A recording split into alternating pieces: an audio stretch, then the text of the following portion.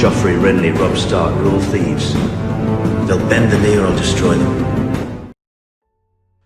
His son had been shaken since that fateful tourney. He tried his best to hide it. He tried to hold himself in a cold and stoic demeanour that would have made the old kings of Winter proud. But Owen knew his son. He had known the boy all his life after all. Galbert had taken to the habit of brooding, his face furrowed in distress. He always made excuses when people asked of his discomfited behaviour, especially around his mother and his young lady wife, both of whom had come to him to talk with his son. And this is what led Owen to where he was now, on the tallest tower in the central keep of the Greyhold. There was a balcony that overlooked the horizon leading to the narrow sea. Ever since he was a boy, Galbert and his brother had taken to the habit of coming here to escape their lessons with the Maester, or to avoid chores. Galbert stood hunched over the balcony's thick stone banister, toying with a flagon of ale he'd swiped from the kitchen. It was near sunset. "Thought you'd be hiding up here, son," Owen said, announcing his presence and simultaneously making the boy nearly jump out of his skin. "Father!" Galbert exclaimed. "I didn't think anyone knew where I was." "I know all your quirks, lad. It's like I'm looking through glass with you." Owen ambled over to the right of his son, matching his current position. "Your lady wife and your mother have been concerned about you recently, son. What's been eating at you?" Galbert took a strong sip of his ale. "Nothing for you to worry about," he replied uneasily. Owen scoffed and turned his son to face him.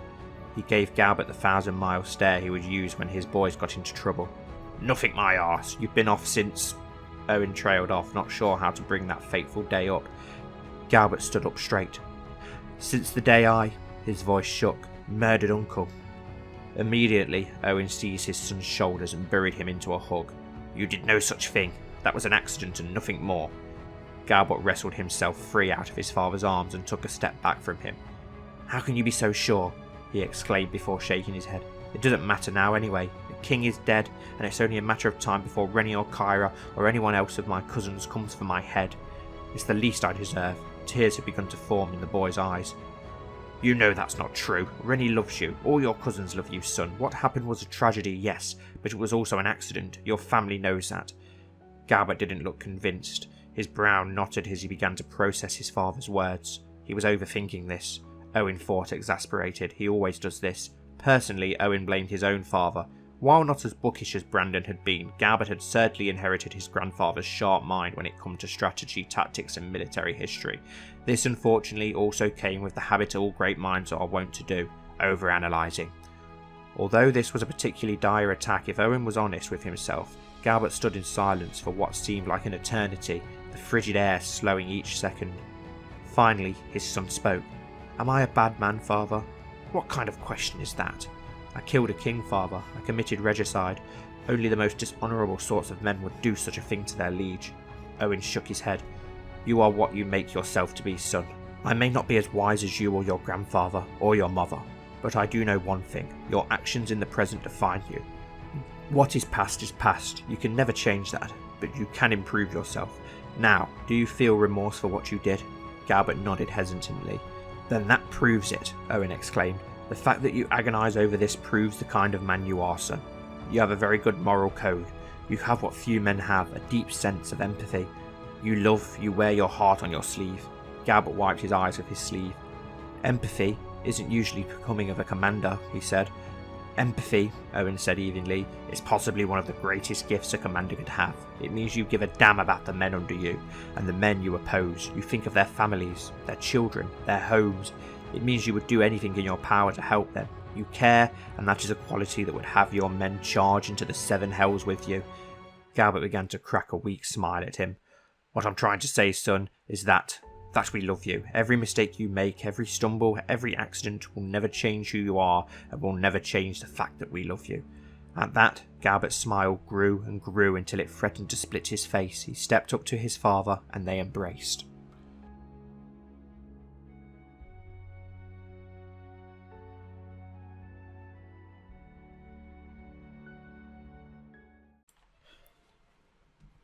Hello everyone and welcome back to the Kingdom of Andalia for more Kyra Sevenstar. In that introduction we had Lord Owen Greystark of the Grey Cliffs talking to his young son, Sir Galbert Greystar, who I've just noticed is a knight, which is interesting for an old god worshipper. That's pretty cool. But yes, this is the guy who was unfortunately responsible for that terrible accident that ended the life of Enger II very abruptly and very young.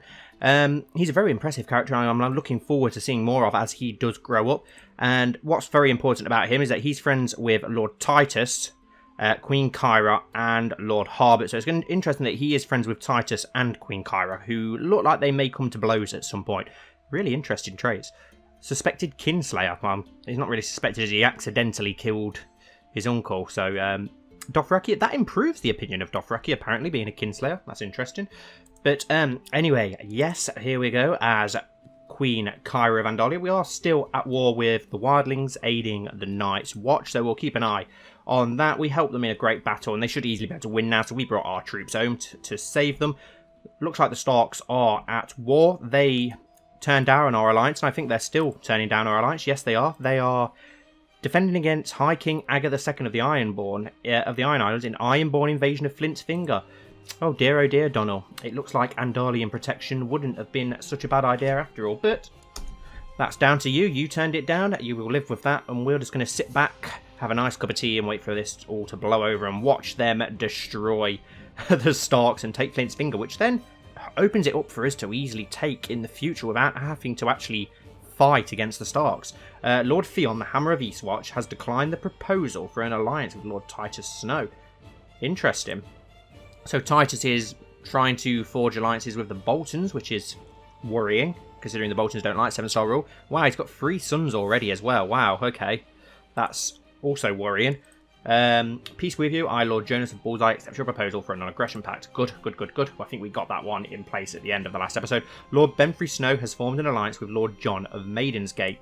Ah, yes, the Blue Star, so that would be his cousin or his uncle or something weird like that, some sort of weird relationship, but that's a good alliance for Benfrey, so we've got to watch out for that as well. A lot of you asked in the last episode in the comments if you could see a little bit more about the cultures and how prosperous Andalia is doing now and stuff like that, so we will go over that stuff in a second. I'll show you the new trade routes if any new ones have popped up and what our incomes are looking like throughout the realm of Andalia. Lord Ambrose Snow declined the proposal for an alliance with Lord Titus. Wow, he's really trying to get some alliances going, isn't he, throughout Andalia? And Lord Steelheart of Crow's Baron has died, leaving his son, Lord Daynes, as the new lord. And he's not a dwarf. He's the first non-dwarf Steelheart for a little while, which is interesting. Poor fighter and a knight. Okay, we'll keep an eye on him. Right, so let's have a little look at things that you guys wanted to see before we do start. Our economy is massively impressive in and around Sevensport, as it always has been, but it's just got better and better. Look how green that is now, all the way up this east coast almost, even into the Josso lands and the Firehand lands. So Barraton is slowly becoming more of a port city, which we wanted on that west coast. Very surprised at Greywater Watch how well that's doing. Got a new trade route in the era. Ghoultown, very impressive as well, as expected. And so is the Grey Cliffs, after we did try and build that city up there. That was in Ambrose's reign. Wow, that was quite some time ago now, thinking about it. And what else did we want to see? We wanted to see trade routes. Have we got any more trade zones? Wow, that Lyseni trade route is absolutely huge throughout Sevensport now, spreading all the way over to Barraton and the Firehand lands, with a massive Tyroshi one that goes all the... Wow, that Tyroshi trade route's very interesting. It sort of goes all the way up the King's Road, so they've gone for that instead. They've decided to go inland. We've got a Pentoshi trade route up here in the Bolton lands, and a Tyroshi one in the Grey Cliffs, and we've got a couple of Mere trade routes as well. We've got some Pentoshi ones in the fingers. So we've got a lot of trade routes in and around Andalia now, more than most of Westeros actually, so no wonder we're so prosperous. That's probably the one thing that the Lannisters do lack against us. They do have the money in the gold mines, but they don't seem to get as much trade of us, unfortunately, with them being on the west coast. But, well, not unfortunately, fortunately, sorry, that's very good for us. I don't think we have many worries about a revolt risk, not really. Up here in the Bolton lands, in High Point, and a little bit here in the Crossfort, nothing too much to worry about. Cultures, we've got obviously Valemen, some Rivermen, Crannogmen, Andal-Northmen, and Northmen.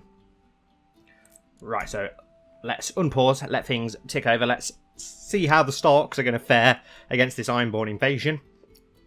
The Lannister army is still north helping out the war, but it looks like they're marching south now, so they've probably got their own things to worry about now.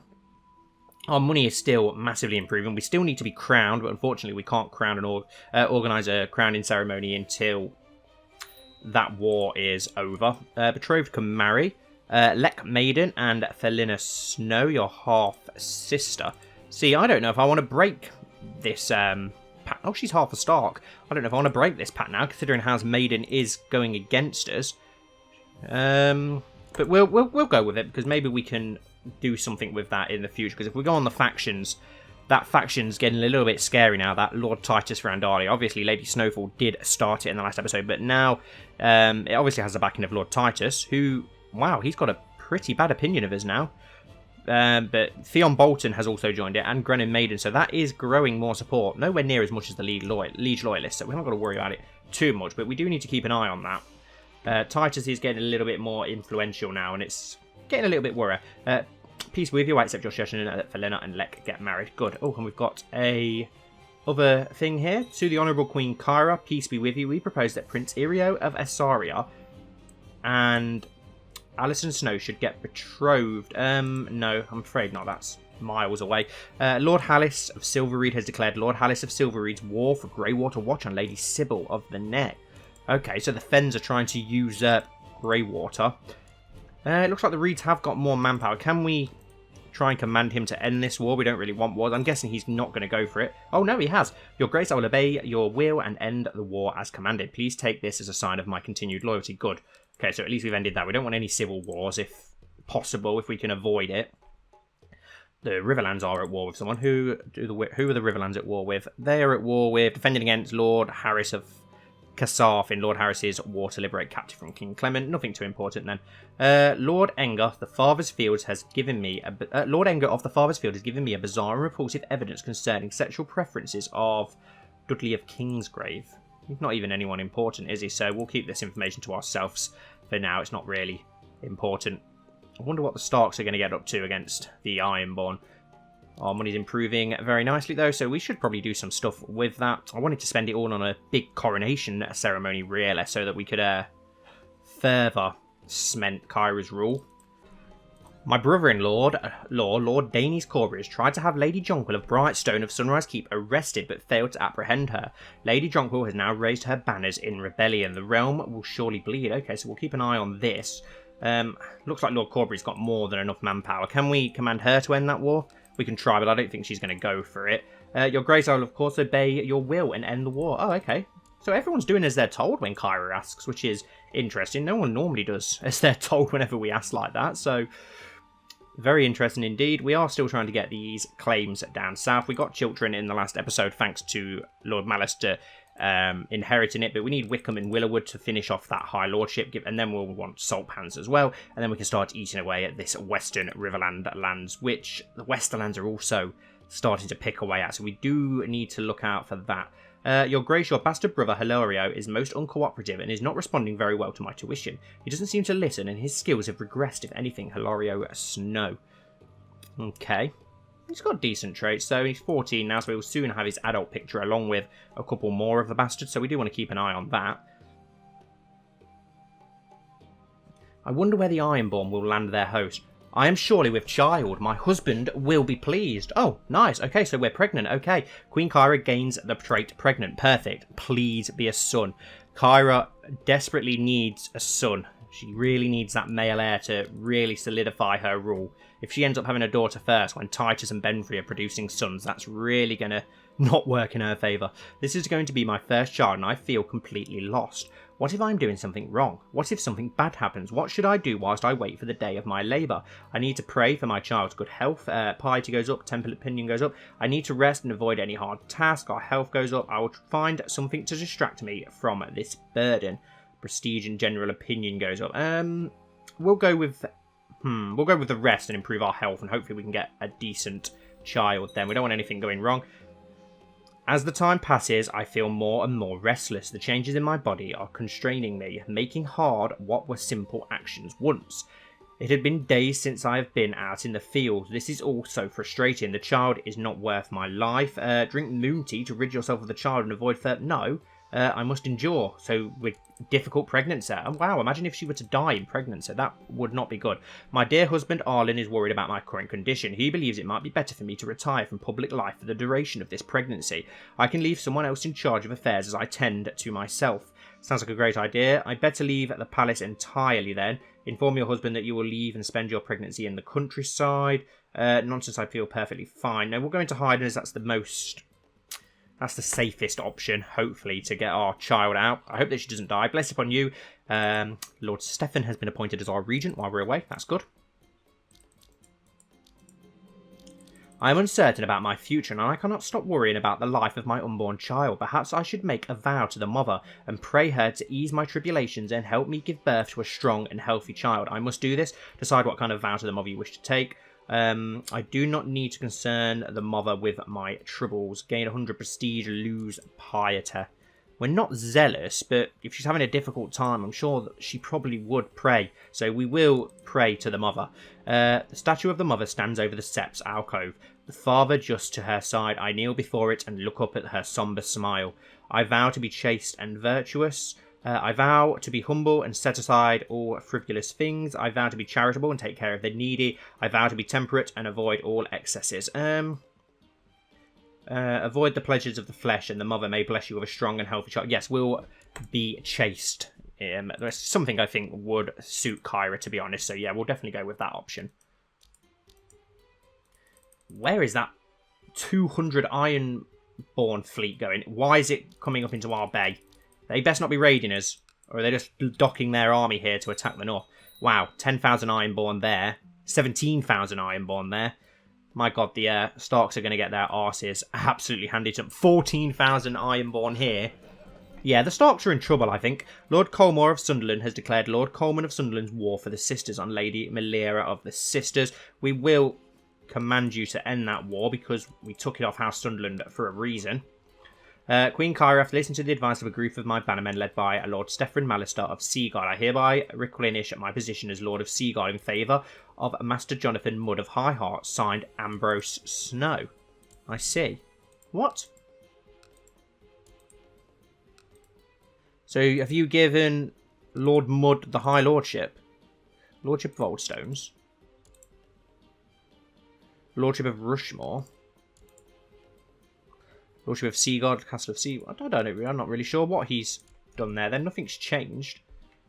So yeah, the High Lord hasn't changed. So I'm not sure what's happened there. The vote on whether to command Lord Coleman of Sunderland to end his war against Lady Melora Snowfall has been taken. The council voted in favour. Your Grace, I'm afraid I cannot end this war. My course is just, and as such, you have no right to command me to stand down. Okay, then fair enough. But Lady Snowfall has 1,000 more men than you, so you're not going to fare very well anyway. So we'll leave you to it. Who's the army of Crone's Crossing going to war with? Defending against Lord Artis of Ironrath in Ironrath War for Bath's claim on the Wolfswood. Why are you involved in that war? Why? With the Glovers. So you're siding with the Glovers. You have an alliance with the Glovers then. You've got sons. Betrothed to... Oh god, to Gilbert Erenstar. Okay, so yes, they have an alliance with House Glover, which is worrying. Interesting and very worrying. So we'll have to keep an eye on that.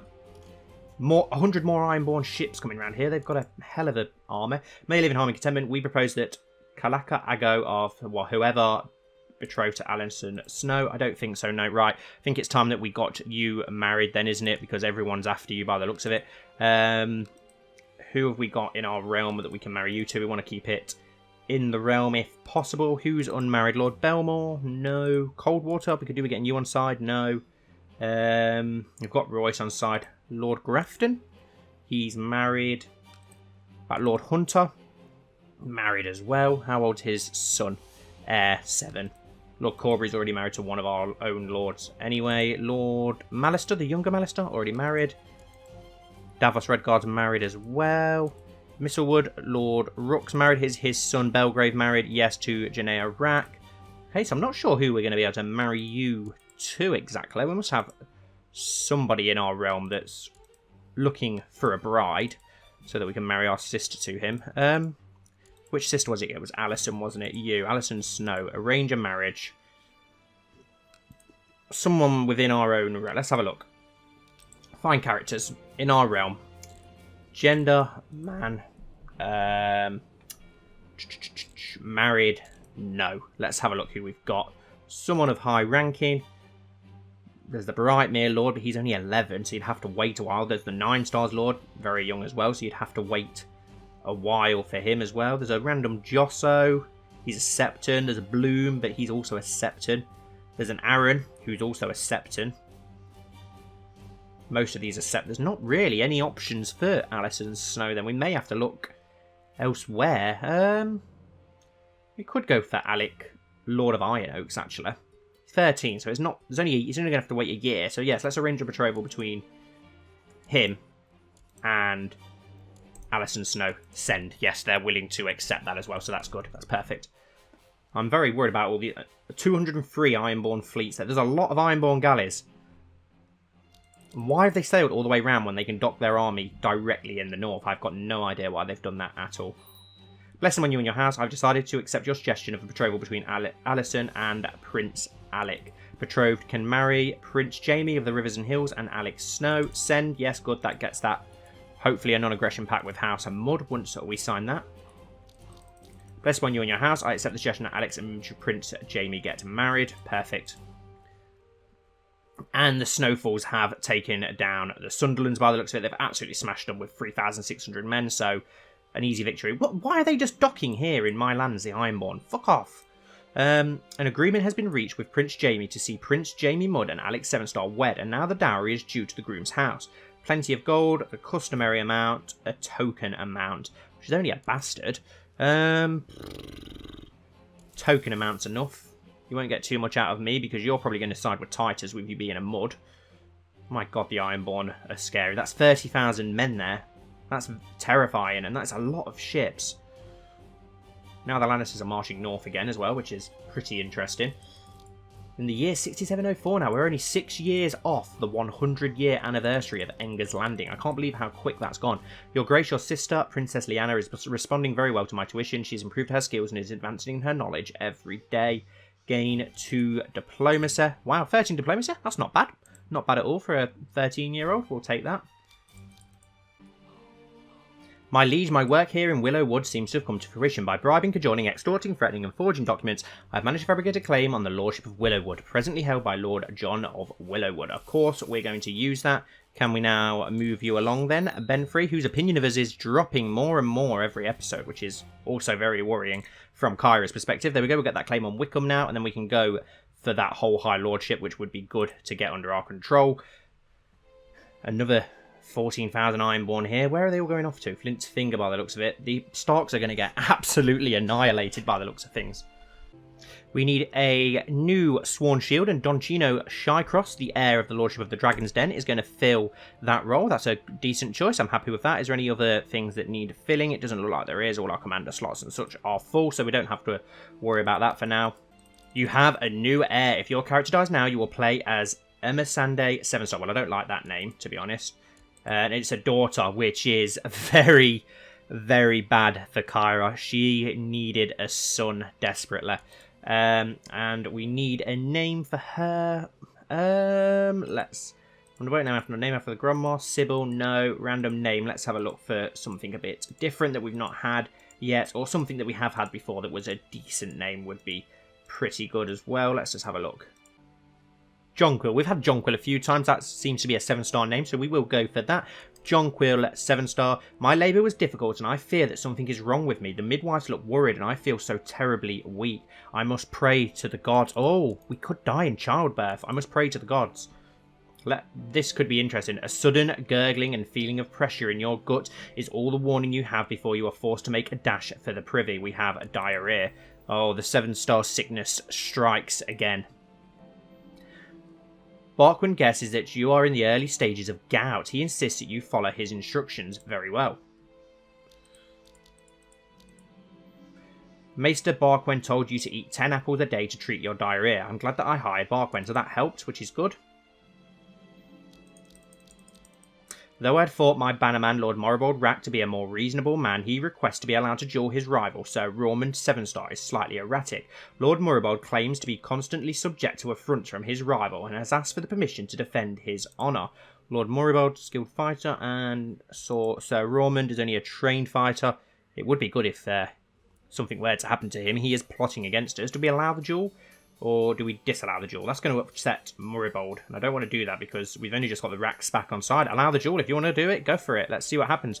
And one-legged. Sir Romand is now one-legged and severely injured, so I'm guessing that Sir Moribald Rack won that duel. Yep, he's not got injured. Oh, he's now a drunkard, though, which is interesting.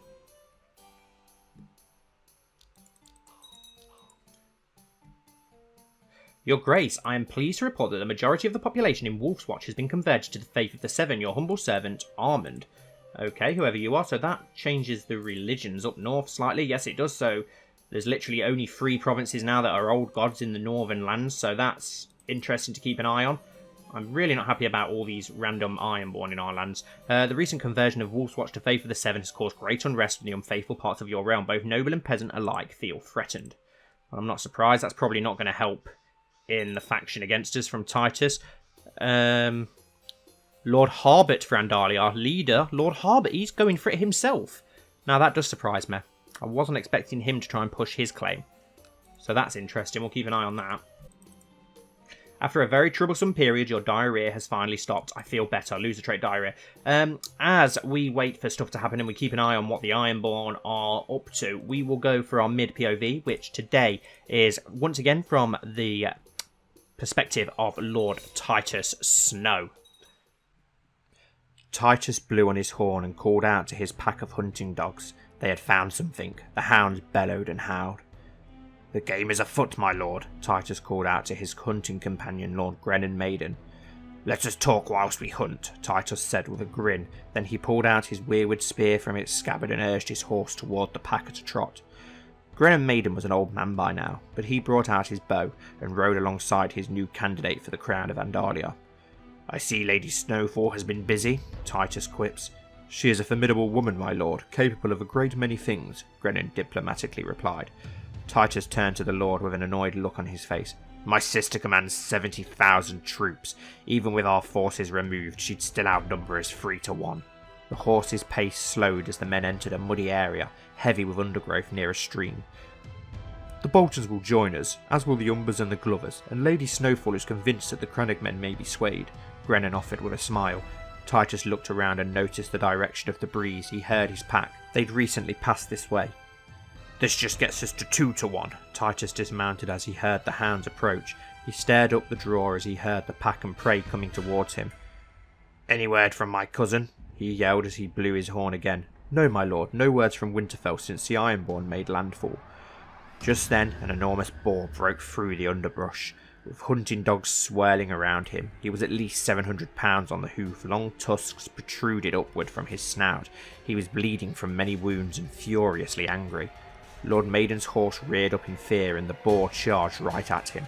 Just as the massive hog impacted with the horse, Lord Maiden went to the ground hard. He wasn't badly hurt, but he was pinned under his dying mount. The dogs were piling on the boar, all clawing and biting anywhere they could find an opening. Over the deafening noise could be heard an insane scream, and then a high-pitched squeal from the boar as it made one last gurgling breath and died.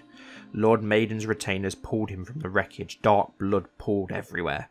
Lord Titus, covered in blood and laughing hysterically, pointed towards where his weirwood spear completely impaled and pinned the boar to the ground. Titus had always been strong, but this had impressed even himself. He composed himself, still smiling, faced Lord Maiden.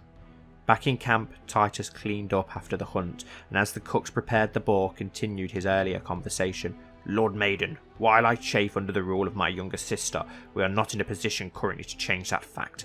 Even if I were to even the numbers, she still has Benfrey and the Vale.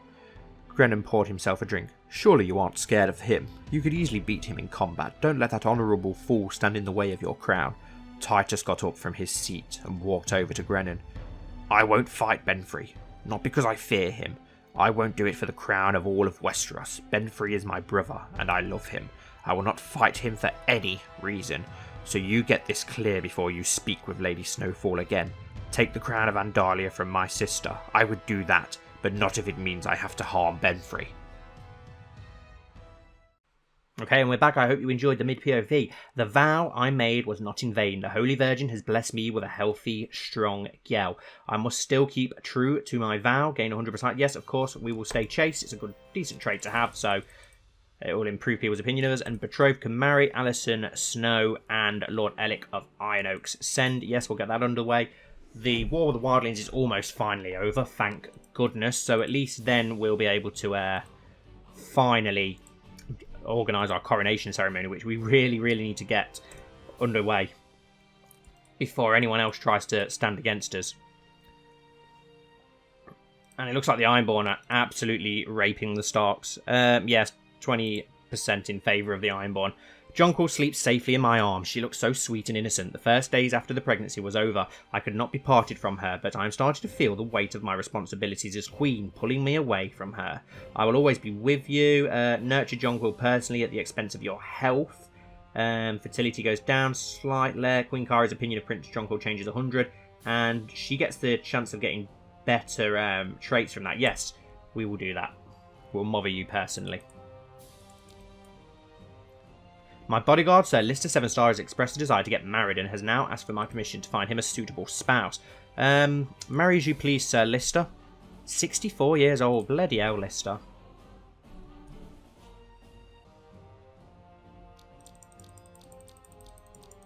Your bannerman, Lord Colmore Sunderland, has been captured by Lady Melira Snowfall of the Sisters and taken to Little Sister as a prisoner. Does he have an heir? He has a daughter. Is there more Sunderlands, or is she the last of the Sunderlands, which would be interesting if she is that. Oh, so she's his niece. That could be very worrying for House Sunderland. Okay, depending on what Lady Melira Snowfall does with him, it could be the end of House Sunderland. They could end up wiping themselves out. I'm guessing that war's going to end. We are at 100% with the Wildlings as well, so we're just waiting for that now to end so we can finally organise our coronation ceremony. Ellis Longforb has had cunning removed from their treasury. What's cunning? He's that skilled fighter, isn't he? What was cunning? Was it a decent sword or something? No idea. Lord Coleman of Sunderland accepted Lady Melira of the Sisters' peace offer. I wonder what she's going to do with him. I'm very interested to see what she does to him. And High Chief Thoric's invasion of the Night's Watch has ended. Lord Commander Leslie of the Night's Watch has won. Thank God for that. We can finally now organise our coronation ceremony. The time has finally come for me to be officially recognised as Queen of Andalia. In order to do this, I will need the support of the faith, but convincing authoritative members will neither be easy nor cheap. To begin the preparations, I should find a priest willing to crown me. Septon Garwin of Snow. Well, yeah, it's got to be Septon Garwin of Snow, as that's our High Septon, the most powerful Septon in Andalia, so we'll go with that. And we will hold a tourney as well afterwards to try and bring people together. That is lowering people's opinions of us as well. Should we host a tourney? Yes, let's host a tourney. The Ravens are ready to be sent forth, notifying knights and lords alike of the tourney of Sevensport. How big shall this tourney be? A grand tourney for all the realm. Wow, 300 gold, but gain 200 prestige. Yes, we'll go for that. To the excellent Queen Kyra of Andalia, I shall be honoured to officiate Her Grace's coronation. I eagerly await Her Grace's instructions regarding date and manner of the ceremony in order to be better prepared myself for this sacred duty. Marvellous. Now that I have found a faith of the 7 priests willing to crown me, I must decide how much I wish to spend on the ceremony leading up to it. We'll go for an extravagant ceremony. We've got the money, so why not? We're the first queen. We need to make a statement. Kyra desperately needs to make a statement to keep people on side and fend off the bastards. The best part about preparing a feast is deciding what foodstuff to serve. I must purchase venison, boar and duck, spices, wine and ale, honey for the desserts, cheeses and perhaps even a swan or a peacock. We'll spend lavishly. And we've gained the fat trait because of that, which is very annoying, so hopefully she does lose that. Queen Kyra, I will be glad to attend your coronation. I will travel to Sevensport to take part. Archon Maker Vakar of Valyria. What? House Vakar took over Valyria. Nice. Well played.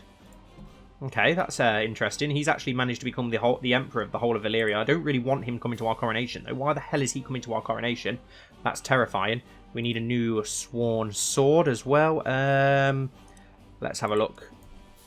Who are you? Lyphine Redguard. Woman bodyguard. Interesting. Leads from the rear. Heavy infantry leader. Brilliant commander. Trained fighter. Homosexual. Envious. Just.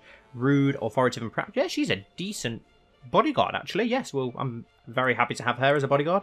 Only a few more Daynes remain before I am crowned queen before the gods and all my subjects. My court is filling with distinguished guests. Both vassal and foreign dignitaries come to bear witness to this fundamental moment of my reign. Such a lavish ceremony is a rare spectacle to behold, even amongst royalty. It will never be soon enough. Yes, the quicker we are crowned, the better. Lord Stefan decided to pick a fight with me during tonight's feast. For whatever reason, he has come to the conclusion that I am an ungrateful hypocrite. Oh god, well I hate you too. We don't want to become bitter rivals with Stefan Rotar. I'm sure we can settle this matter. Let's try and settle it. No feast is complete without boar meat. Who will get the prestigious task of hunting and slaying the boar needed for the feast? Send out Marshal Lord Colmore Bloom. Lord Harris of Casaf accepted King Clement's shrewd peace offer, okay. Archer and Maega, the warriors, declared Valyrian Volantis de jure war over Volantis, okay. With so many distinguished guests having travelled all the way to my court, the least I could do is entertain them while we all wait for the day of my coronation. This could also provide me with an opportunity to impress some of my more influential guests. Hear me, everyone. Attempt to use diplomacy to impress your guests. Let's have a look. What is our diplomacy? Our diplomacy's pretty decent, to be fair, so yes, let's go for that.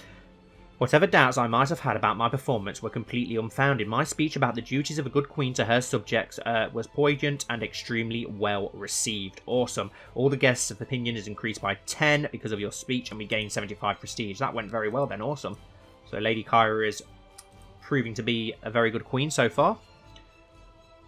Now let's get that tourney underway and the official crowning. Tourney of Sevensport, it is time to let the tournament begin, and for the next 2 weeks let's all show their martial brilliance. This is the time. I wonder if we'll be allowed to compete. Would be interesting.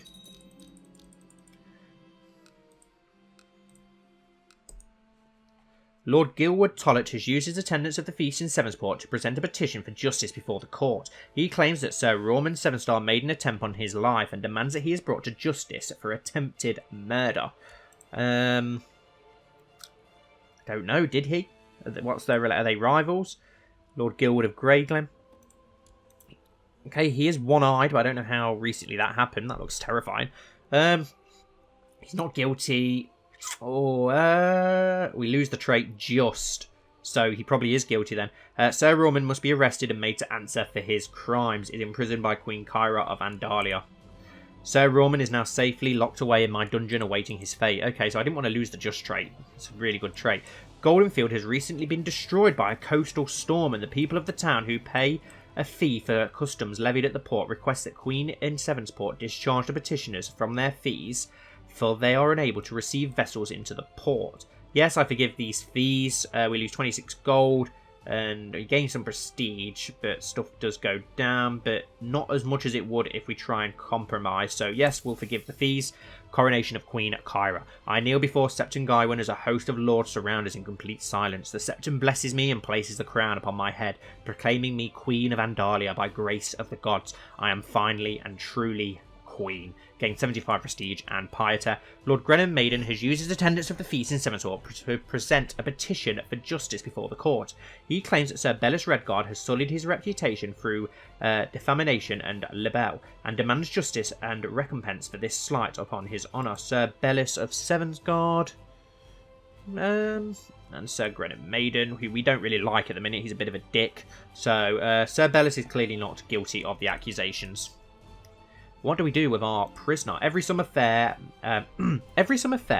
mages and diviners flock to read signs, events, and omens. Their interpretation of such things are often exaggerated, but there are still people who believe in their rituals and interpretations. Allow them to stay, banish them, and we'll allow them to stay for now. Right, our prisoner, Sir Roman Sevenstar. Let's have a look. What can we do with you? Can we not call you for trial? No.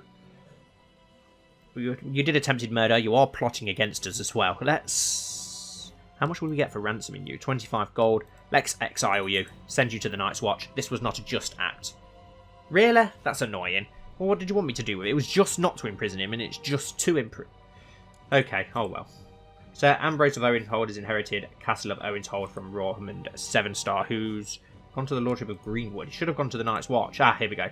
You have decreed that Roman Sevenstar should be stripped of all rank and title and be banished from the realm upon pain of death. Perhaps the Night's Watch would be a better alternative. Yes, he will be of use on the wall. The feasting has begun and the endless courses you ordered are impressing the guests. The pinnacle of these is an enormous pie, cemented with smaller pies forming a crown. The crust of the large pies are silvered all around, gilt at the top. Each pie contains a whole roe deer, a goslin, 3 capons, 6 chickens, 10 pigeons, 1 young rabbit, and no doubt to serve as seasoning or stuffing a minced loin of veal, 2 pounds of fat, and 26 hard-boiled eggs covered with saffron and flavoured with cloves. Please dig in, my lords. Gain 30 prestige. Perfect. How are the North doing against the Night's Watch now? 46% in favour of the... Not the Night's Watch, the Iron Islands. 46% in favour of the Iron Islands. Lord Titus spoke up and told everyone how great the food at my feast was. I was really glad someone was kind enough to say something nice about the food, given how hard I had worked to ensure that the food was the best part of the feast. Okay, what's he up to? Well spoken, thank you, but worrying. Keep an eye on Sir Titus. The tourney being held in Sevensport is bringing in many visitors to the area. The surrounding roads, inns and villages are reportedly very busy, and Sevensport itself is full of merchants and small folk selling their wares. This is a welcome boost.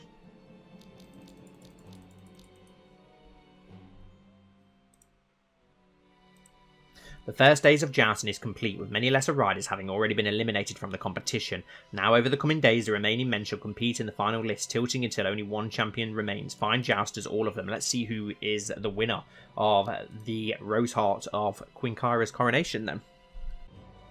Sir Michael Belmore and Sir Lister Sevenstar were the next to joust in the list. After many tilts and broken lances, Sir Lister was eventually unhorsed, leaving Lord Michael to be declared the winner. Okay, he's a skilled fighter, Lord Belmore, only 31 as well. Old Sir Lister's now 65 and he's still jousting, the crazy old fool. He's wounded though, which is not good. At the age of 22, your bannerman, Lord Coleman of Sunderland, was beheaded on the orders of Lady Malera of the Sisters. Interesting. So who is Lord Sunderland now? It's a 4-year-old girl. So we need to keep an eye on that. House Sunderland could soon be extinct. It is Lord Michael Belmore of Strongsong's turn to joust, but to the crowd's shock, he stumbles out to the tourney field late and clearly drunk from too much Sir Horace pale green wine. And with none of his armour and only slightly more of his clothing, he tries to mount his horse but trips and falls comically to the ground, unable to even ride. Ha, now there's a man who knows how to celebrate. He is embarrassing, remove him from the list. This is an outrage, detain him. I don't know if we'd imprison him. We are ruthless, stubborn and wrath. Maybe we would. I don't know. We're a tyrant, apparently, which is a bit unfair. We'll just remove him from the list. How embarrassing. I don't know if she'd be willing to imprison him. After many tilts over several days, only 2 knights remain undefeated. Sir Lucamore Bloom and Lord Owen Grey Stark faced each other in the final lists, and after many tilts of finally executed jousting, Lord Owen was unhorsed, leaving Sir Lucamore Bloom to be declared the winner. Well played, Owen, though, at your age. And let's have a look. Sir Lucamore Bloom, skilled fighter, giant knight. Fair enough, yeah. He's pretty decent, to be honest. Married to a firehand. A worthy champion. Well played. A Bloom, a new champion. As victor of my tourney, Sir Lucamore Bloom had the honour of choosing the Queen of Love and Beauty, so he decided to crown Lyanna Sevenstar as his queen. That's our sister. Oh, well, she's now aged up, and yeah, she does look like quite a pretty young thing. She's got the attractive trait as well, so that's interesting. A good choice. Interesting. And I've just noted she's called Lyanna as well, isn't she? And she's been crowned by somebody with a wife, so that's awkward. Lady Rowena of Sunderland ransomed Kelwyn from the clutches of Lady Melora of the Sisters.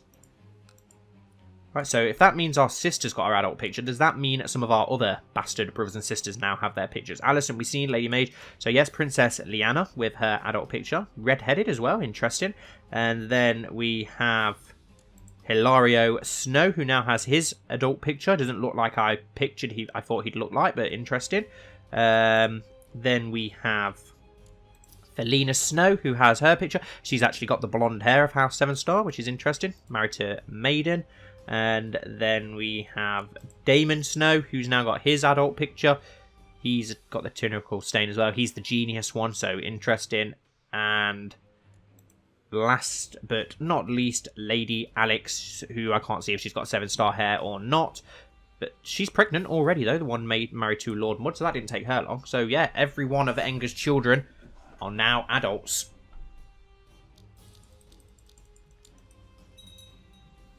The tournament is over and it's now time to bask in the glory. A glorious event. We gain 160 prestige, awesome, and 5 opinion from each of the people who attended. Got a hell of a lot of prestige now, which is cool. Lord Hoarfrost of Ironraft got a prisoner from Sir Titus. So what's actually going on down here? Who is actually the High Lord now of Seaguard? I'm very confused who the High Lord of Seaguard now is. King Clement the Shrewd has declared Riverlander the Crag de Jour war over Cannet on Lord Alwyn of the Crag.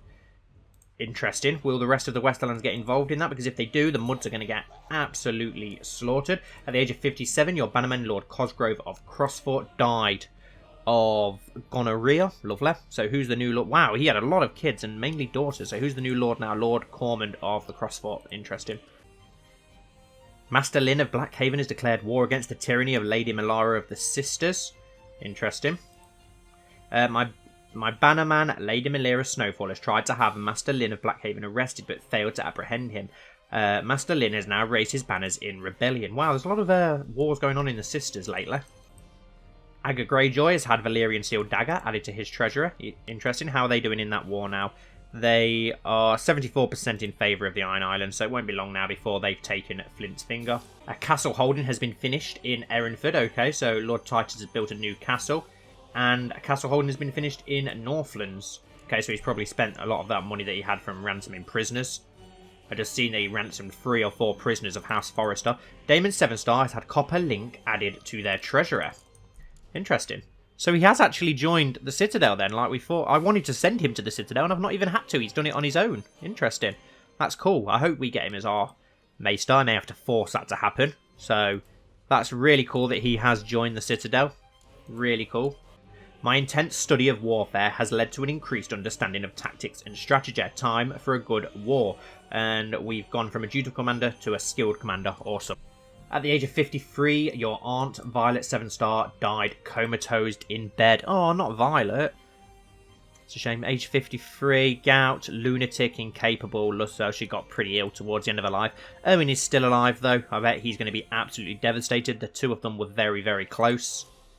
So that is a shame. It's a great shame. Oh, my liege, my work in Wycombe seems to have come to fruition by bribing, cajoling, extorting, threatening, and forging documents. I have managed to fabricate a claim on the Lordship of Wycombe, presently held by Lord Salwa of Wycombe. I leave it up to you whether to press it or not. Of course we're going to press it. Perfect, that gives us a claim on all 3 of those lands now. And what's going on here with Marlet Bay and Blackwood? Are these independent? They actually are. We could press those claims. Can we press the war on Blackwood as well? No. Or is he not the High Lord of that area?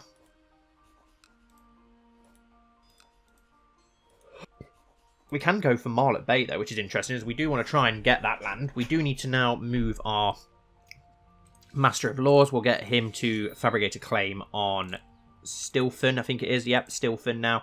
Let's go for Marlet Bay quickly, then. Let's declare war. De jure claim on Marlet Bay, send, so that we can get that under our control whilst it's independent. Andalia is at a state of war. We should send ravens to the Great Lords, of course. Let's just send in our men from Erinford. 181 men, really? Let's send those in. What other manpower can we got? Greywater Watch. How much manpower did we get from Greywater Watch? 1,300. Okay, it's a decent amount. We'll march those down to Erinford. I can't believe 181 manpower. That's ridiculous. A decent amount from Seaguard, though. 1,400. That'll probably be enough, actually. Let's march everybody to Seaguard. That'll be enough manpower, and we can then take Marlet Bay away from the Riverlands while we've got a chance. I think we'll end this episode here, though, guys. So thank you all so much for watching. As always, I really do appreciate it. I hope that you've enjoyed a lot of setup, but we're finally crowned. We've got a daughter, which is going to cause more problems in any blossoming civil wars. So we'll keep an eye on how that goes in the next episode. Thank you all for watching once more, and hopefully I'll see you all very soon for the next episode. It was early morning at Sevenstar Castle, and Queen Kyra was returning from her private chambers after her morning training session. Lord Rack had taken Sir Lister's place this morning, and Kyra was anxious to see him and make sure he was alright. At the door to her chambers, she could hear Lister's voice inside. Kyra opened the door quickly and saw the grizzled old knight sitting in a chair. It put a smile on her face to see him there. Then she saw who he was talking to, her brother Benfrey. "Look who has travelled to see you, my queen," the old knight says with a forced half smile. Benfrey rose from his seat and knelt before her. "My queen." "Why are you here, brother? Surely the Eyrie has plenty to keep you occupied?" she asked, suspicion entering her unwillingly. Benfrey smiled his biggest, brightest smile. Do I need a reason to visit my beloved sister? I never needed one before. It was hard for Kyra to block out her mother's words, and her own inner demons that ate away at her. She wanted to try and be cold and calculated, be mad at him. But she couldn't. She just couldn't. He held open his arms and she rushed in and gave him a big hug. I'm glad to see you, Ben. It's just that being queen is harder than I expected. It was then someone interjected. Maybe Benfrey should be king then. Both heads turned in an instant towards Pia, their sister, who had been standing in a corner the whole time. She was playing with her dagger, looking completely uninterested. And maybe I should cut off your head, Kyra said without hesitation. You're welcome to come here and try, Pia replied, smiling. She slid away her dagger and reached for her sword. In an instant, Benfrey jumped between them and disarmed Pia. Just as he turned, he could see Lister taking Kyra's secret blades from her. Well, I was really hoping to avoid this, but both of you need this, Benfrey said, a bit too pragmatically. He looked to Lister, who had snatched the daggers she kept on her person. Is she clean? Benfrey asked. The old knight nodded back. What about Lady Pia? Benfrey nodded, holding up her sword and dagger. Pia let out an indignant cry, surprised by the theft of her blades. She had been too absorbed keeping an eye on Kyra's own dagger to notice. Benfrey smiled, a very brotherly grin at the two of them. All right, you two have something to settle. You're both knights, so I'm sure you can settle this civilly. Pia cracked her knuckles. Hand to hand then, sister, like when we were still green, she asked. Benfrey puffed. That is not what I... Kyra grinned wolfishly, cutting Benfrey off. She agreed. I wouldn't have it any other way. Sir Lister chuckled and put a hand on the two Sevenstars' shoulders. Now, girls, I love you both. No biting, no eye gouging, no hair pulling. Fight like knights, not little girls. With that, Sir Lister stepped away and led those present to an open courtyard. He and Benfrey stood on either side of the space, each keeping an eye on the two young knights. Kyra circled her sister in the centre of the courtyard. Pia did likewise. It had been a long while since she had practiced hand-to-hand combat, but she was certain she wasn't that rusty. Pia made no move to attack first. Whether it was anger or impatience, Kyra lunged forward with a feint. Pia caught the blow with her forearm like Kyra had hoped she would and countered. Kyra ducked under her fist and aimed her elbow at the centre of her back, intent on knocking the wind out of her. Pia, however, soared through her and jumped back away from her. Kyra growled but schooled her features. They went back to circling each other. Pia had always been a formidable rival when they trained together. They each strived to outdo each other, mutually improving their skills as they progressed.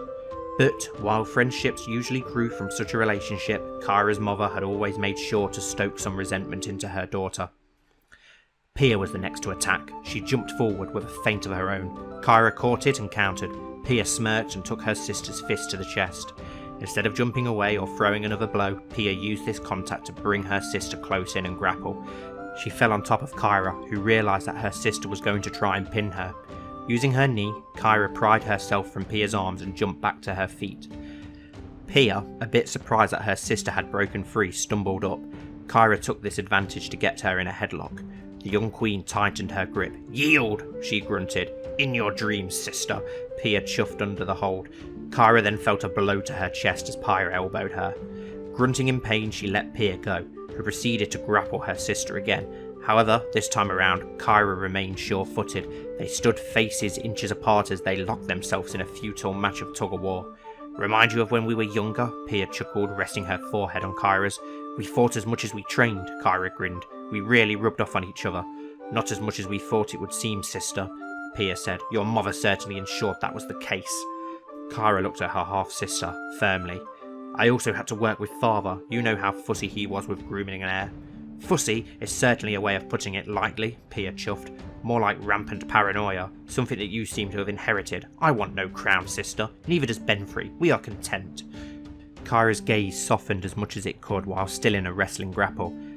I have been a bit much, haven't I? We fight, sister. It's what siblings do, or rather, it's what we were trained to do. Both knights giggled as if they had gone back several years and were squires once more. Aye, sis, what? Kyra cried as Pia kicked her feet from under her and pinned her. I guess this is my win, sister, Pia snickered good-naturally. Kyra smiled up at her sister as she was offered a friendly hand up, and they embraced again, this time in a proper hug. Kyra hummed contentedly before an odious thought worked its way into her head. It was her mother's often discontent voice. Never trust a bastard, my love.